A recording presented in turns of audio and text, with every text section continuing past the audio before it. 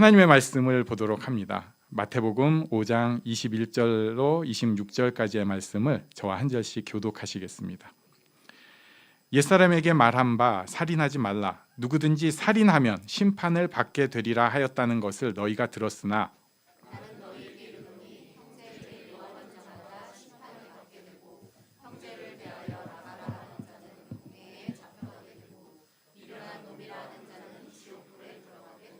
그러므로 예물을 제단에 드리려다가 거기서 내 형제에게 원망 들을 만한 일이 있는 것이 생각나거든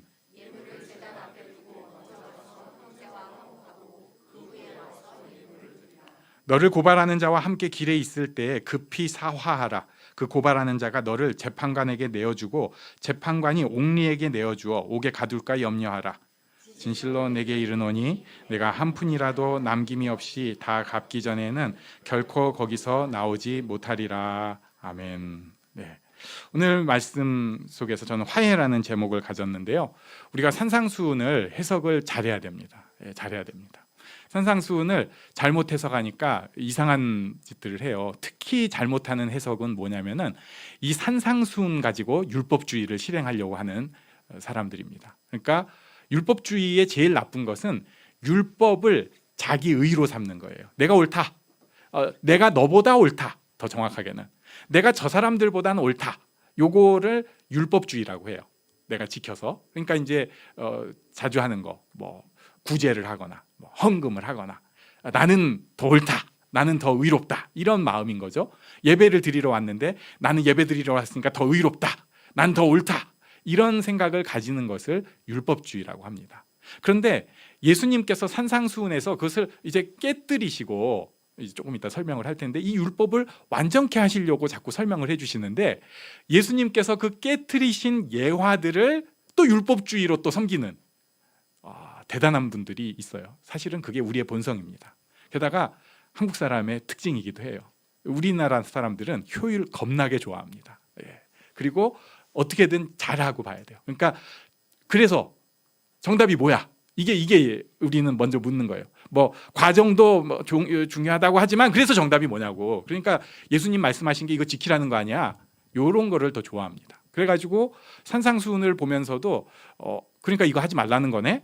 요렇게 접근을 하고 이거 못하겠다. 아니면은 요거 하는 척을 해야겠다. 이렇게 산상수훈을 곡해하는 경우가 있습니다. 산상수훈은 사실 우리가 다 지킬 수는 없어요. 성경 말씀을 우리가 다 지킨다고 생각하는 거 교만입니다. 그거는 율법주의의 의의를 이루려는 것이고 성경은 우리가 가장 중요한 것을 지키도록 요구하고 있어요. 그건 뭐냐면은 하나님 앞에 쉽게 말해서 항복하는 것입니다. 하나님 앞에 엎드리는 것입니다. 하나님의 하시는 일을 인정하는 것입니다. 그리고 하나님을 의지하는 거예요.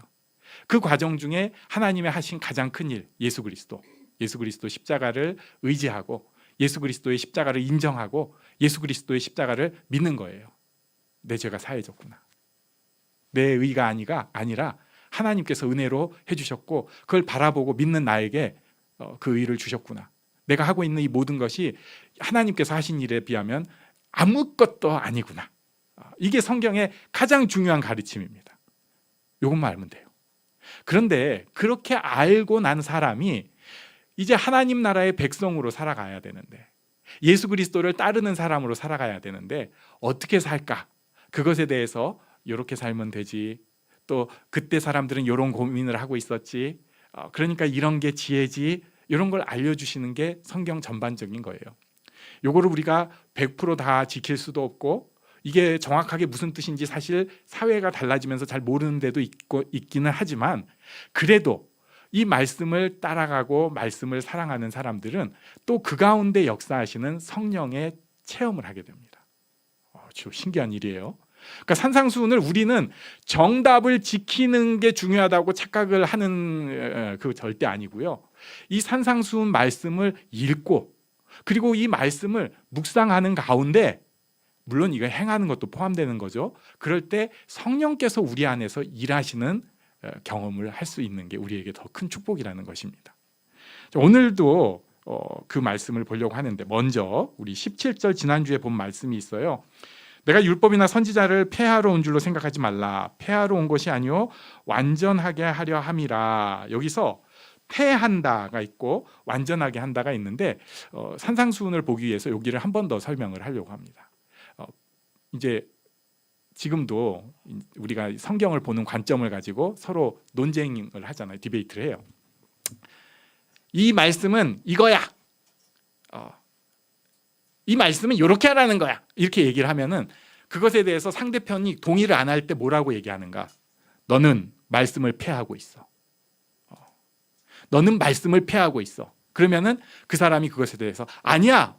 나는 말씀을 폐하는 게 아니고 완전하게 하는 거야. 이게 이제 디베이트 할 때 그 자세예요. 논쟁하면서 나는 이 말씀, 하나님의 말씀을 온전케 하고 있다. 또는 아니야, 넌 그 말씀을 폐하고 있다. 이렇게 하는 거예요. 예수님도 지금 그러니까 사람들과 어느 정도 논쟁의 시각에서 이 율법이라고 표현한 말씀을 설명을 하고 계십니다.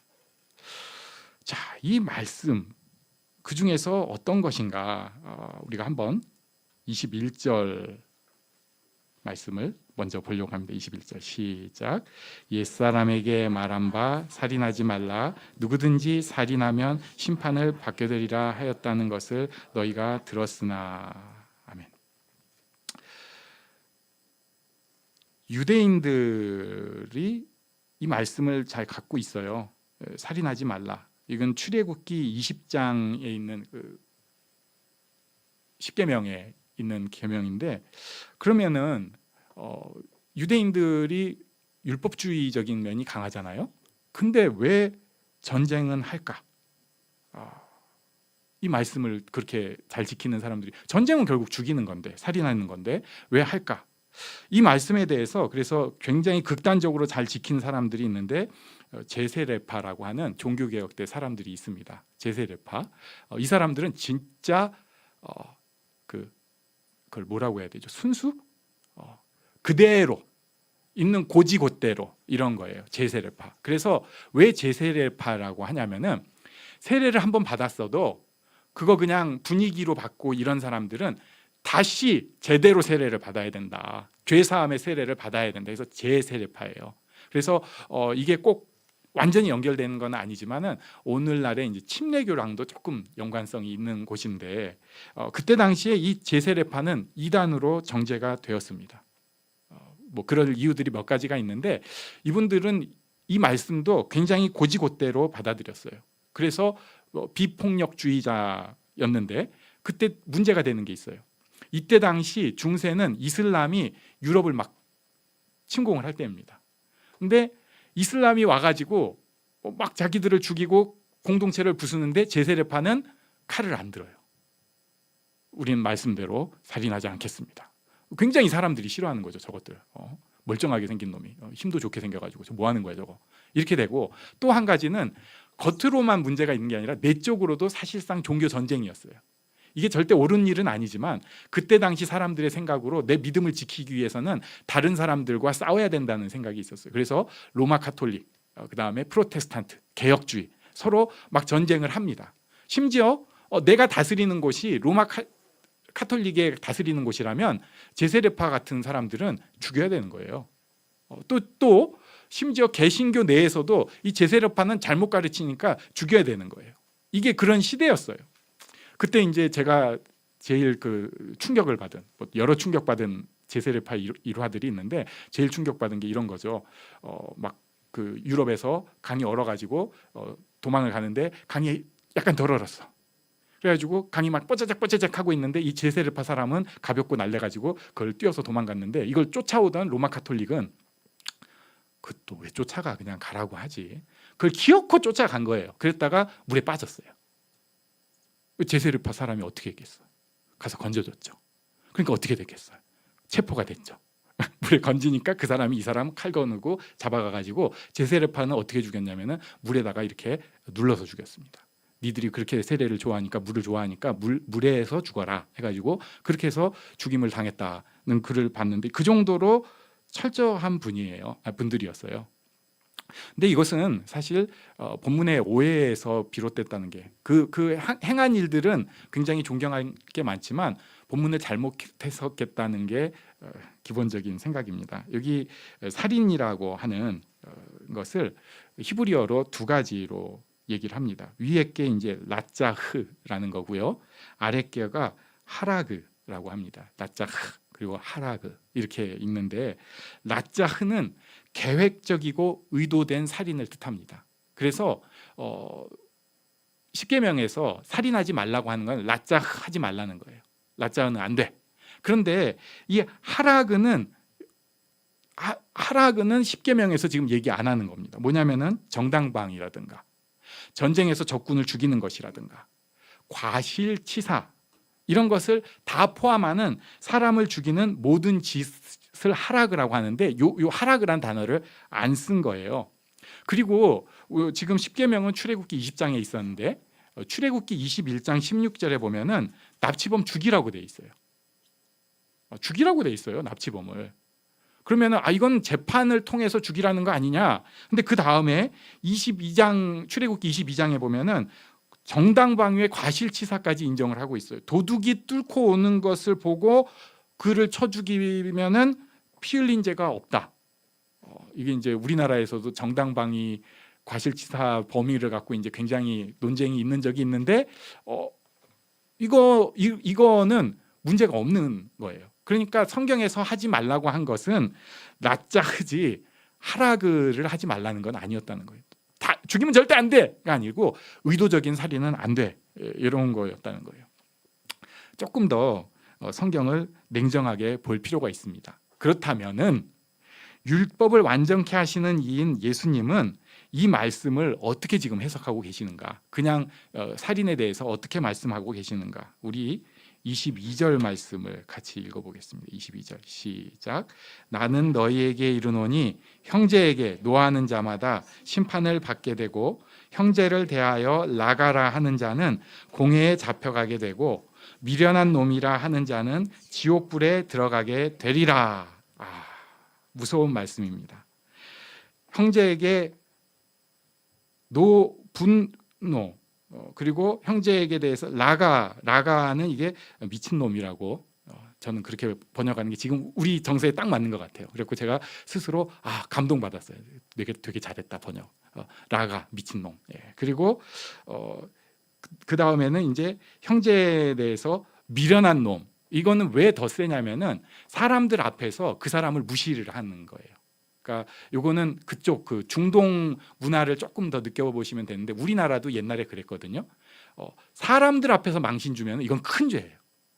중동에서 사람들 앞에서 잘못 망신 주면은 큰일 납니다. 큰일 납니다.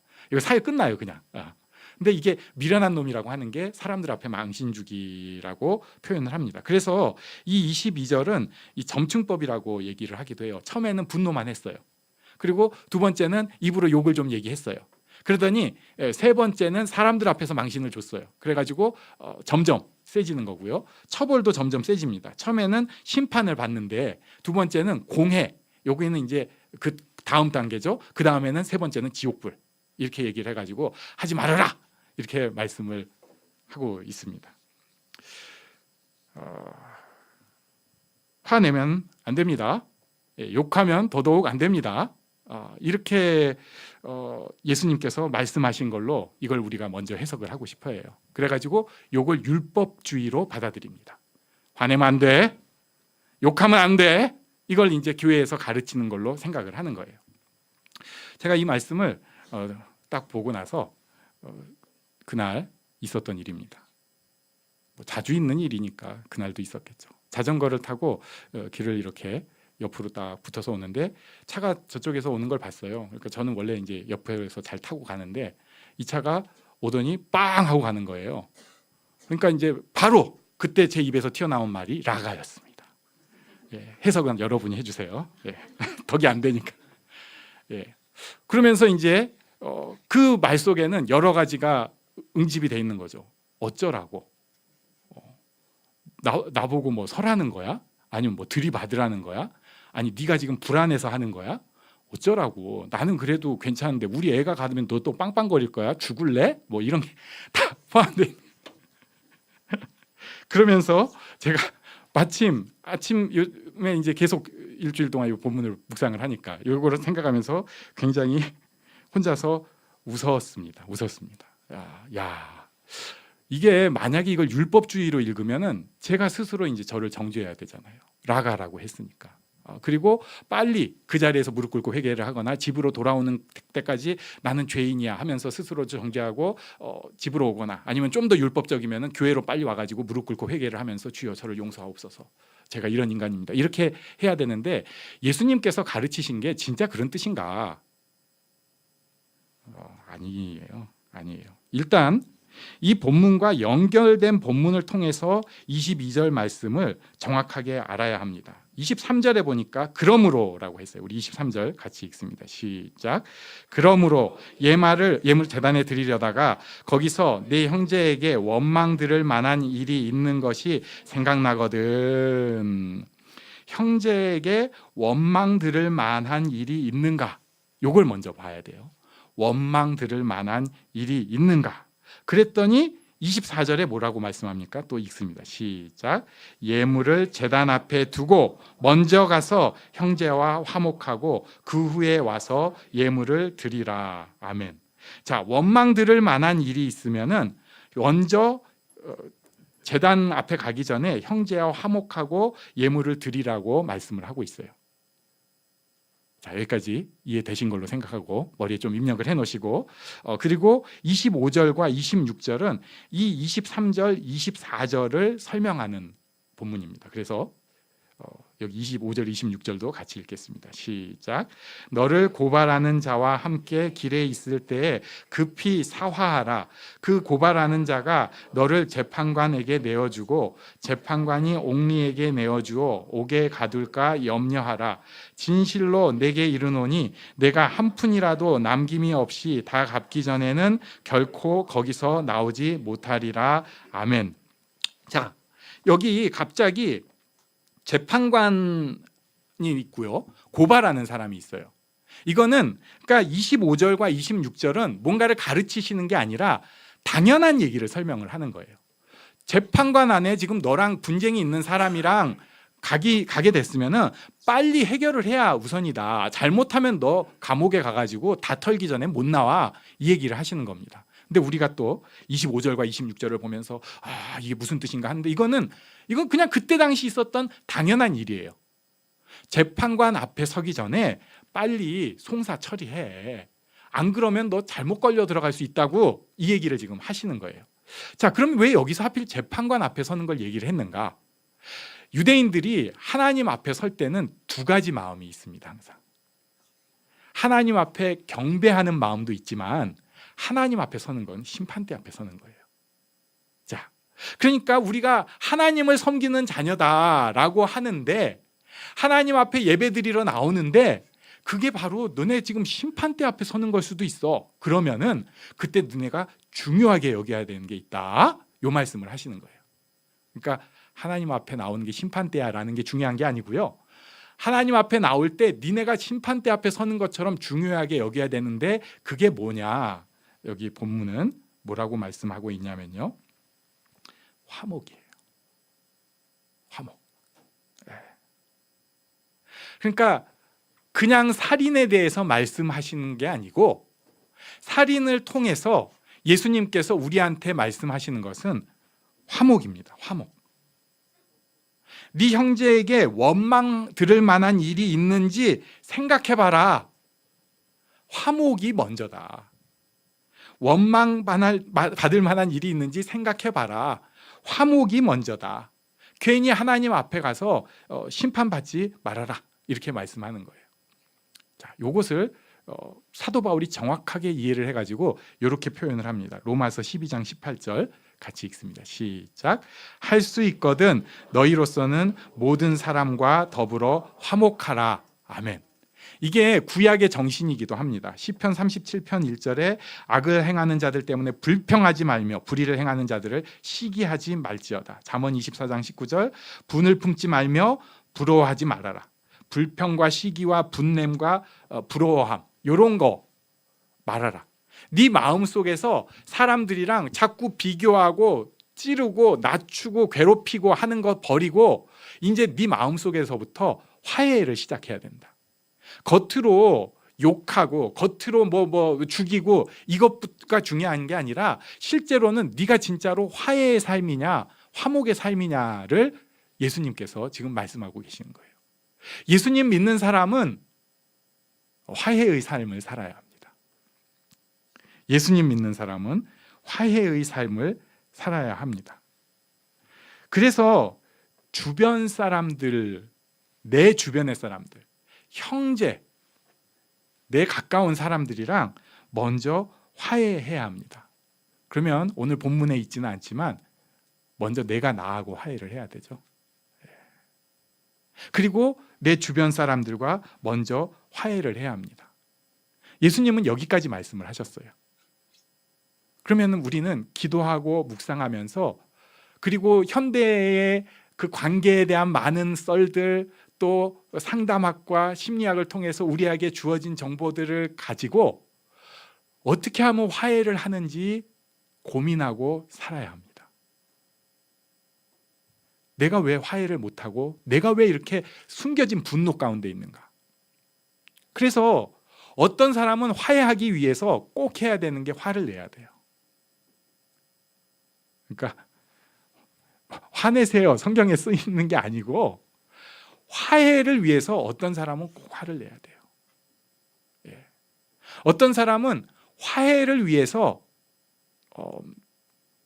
소리를 지르고 뭐라고 해야 됩니다.